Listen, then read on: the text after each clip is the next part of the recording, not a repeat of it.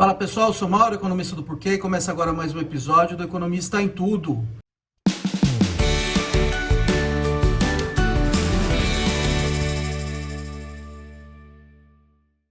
Hoje eu vou falar sobre o embargo a Cuba, embargo americano a Cuba, em termos de comércio internacional, né?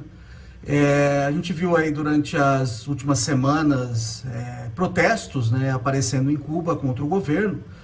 E a gente viu o governo cubano colocando a culpa no embargo dos Estados Unidos, né? O embargo está aí desde 1960 e ele previne boa parte do comércio dos Estados Unidos com Cuba. Tá? Cuba ainda pode fazer algum comércio com outros países, mas dos Estados Unidos não. A maior parte do comércio está proibida pelo embargo, e também comércio de empresas americanas que estiverem situadas fora do país também está proibido. Quanto desse embargo afeta a economia cubana, enquanto que é responsável pela crise da economia cubana, que a economia cubana está sofrendo? É difícil dizer, tá? Principalmente porque os dados que vêm de Cuba não são lá muito confiáveis. Então o que a gente pode fazer é especular um pouco, tá?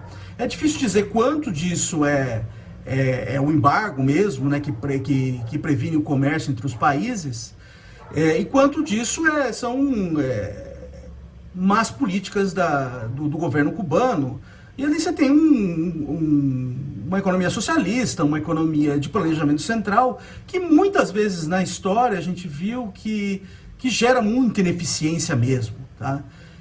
Então é difícil dizer de onde está vindo esse efeito, mas acho que é inegável que o embargo ele gera custos para a economia cubana. Numa perspectiva de longo prazo, é difícil falar. Eu acho que agora deve ter um pouco de impacto por causa que as restrições foram apertadas ali no governo Trump, né?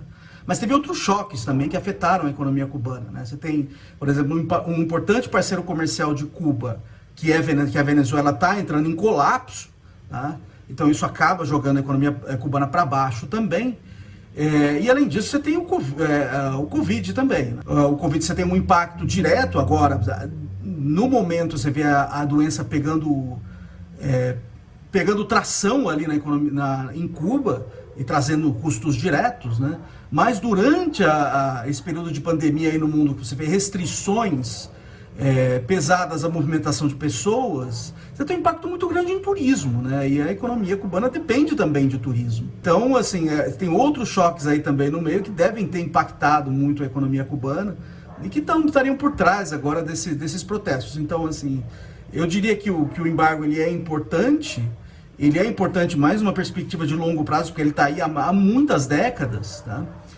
Mas no momento agora, o momento difícil da economia cubana, no momento, você tem outras coisas também acontecendo. Como eu estava dizendo, o embargo ele está aí desde a década de 1960. E parece inegável que ele causa custos para Cuba, tá? E custos que não são pequenos, tá? É difícil mensurar exatamente, de novo, porque os dados que vêm de Cuba não são lá muito confiáveis, tá? Mas parece inegável que ele traz custos. Então, um ponto importante, acho que o embargo ele não previne todo o comércio de Cuba. Não é que Cuba está totalmente isolada do resto do mundo. Ela consegue fazer comércio com outros países que não sejam os Estados Unidos, tá?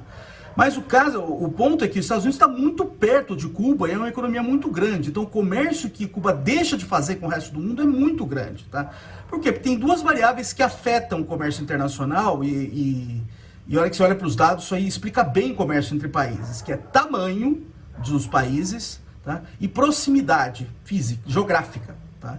E os Estados Unidos são muito grandes, então o potencial para comércio com Cuba é enorme e está muito próximo de Cuba. Então o comércio que Cuba deixa de fazer, comércio internacional que Cuba deixa de fazer por causa do embargo, é provavelmente muito grande. É só pensar, e aí isso aí traz custos enormes para a economia cubana, né?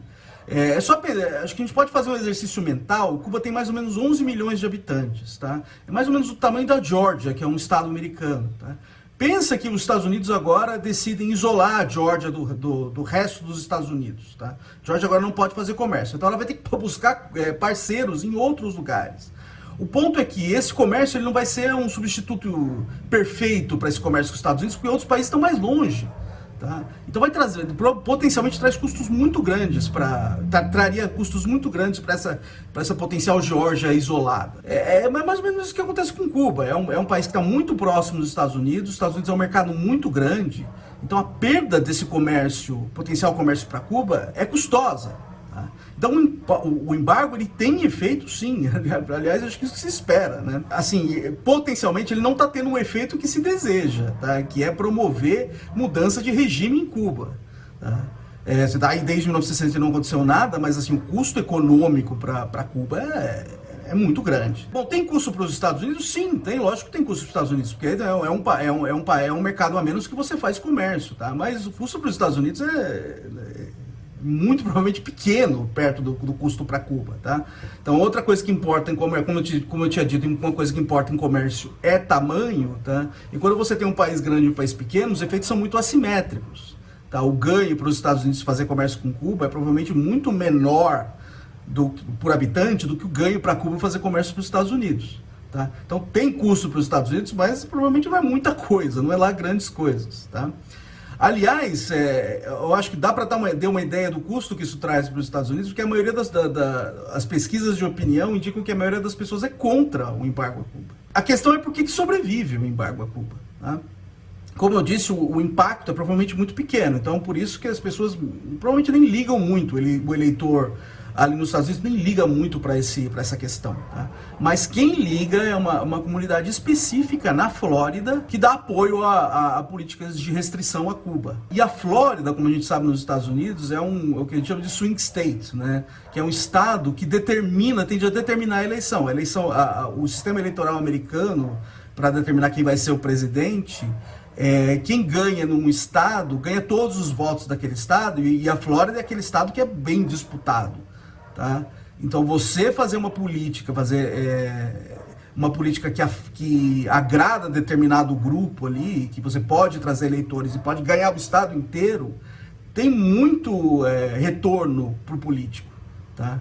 Então talvez isso explique esse grupo pequeno, mas barulhento e capaz de mudar o resultado de um estado.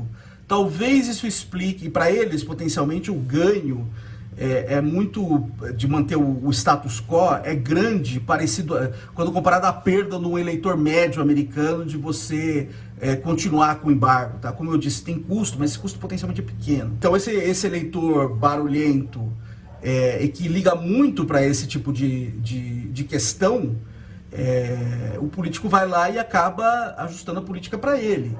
Tá? E principalmente num estado que é um estado tão importante para definir a eleição americana. Tá? Então talvez isso explique por que o embargo ele está aí há muito tempo, tá? Ele traz custo para todos os lados, ainda que esse custo seja assimétrico, tá? E a maioria da população seja contra. Mas talvez isso explique esse grupo pequeno, barulhento e que potencialmente afeta o resultado eleitoral nos Estados Unidos por causa das regras eleitorais. Talvez isso explique por que uma política dessa ela sobreviveu durante tanto tempo.